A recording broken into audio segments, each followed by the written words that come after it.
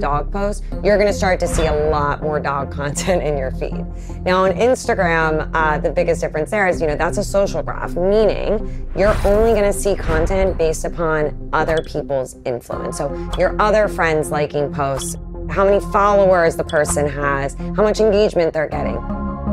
When I think about TikTok, it's allowing anybody to show up at the top of your feed or in the first couple swipes, whatever it is, but it's so relevant to you and it's so catered that you feel like you're actually living in this experience with other people where you're like, oh wow, I feel that same way. And I can't say at least for myself, I've never experienced that on any other social platform ever.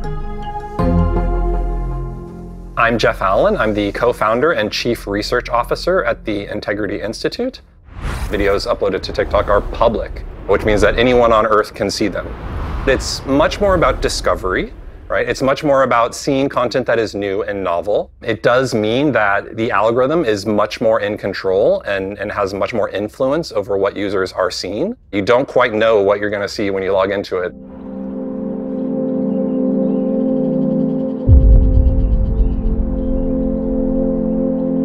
Four students stabbed to death in their off-campus house while two of their housemates slept. Those are the bare facts of a crime committed on the 13th of November in the small college town of Moscow, Idaho. In November 2022, 4 students from the University of Idaho were murdered in their bedrooms while 2 surviving housemates slept. Unfounded speculation around who committed the murders gripped TikTok. So, like everybody else on TikTok, I'm obsessed with this. I'd never heard of Moscow, Idaho, but the murders quickly flooded my feed before being widely covered by the media. I am fucking over the TikTok detectives all over this fucking app. Within a few days, I was almost seeing nothing else. I discovered that TikTok users were uniquely obsessed with the case. I found videos on TikTok using the Idaho 4 hashtag racked up 2 billion views, compared to just 80,000 views on YouTube over the same period. The case seemed to generate more engagement on TikTok than any of the other social media sites. So I was doing some digging and I went on Maddie, which is one of the victims' Instagram, and I saw that she has a boyfriend named Jake.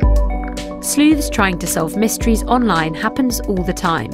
But what I noticed was how so many people were getting involved in baseless speculation who didn't seem to have posted about true crime before.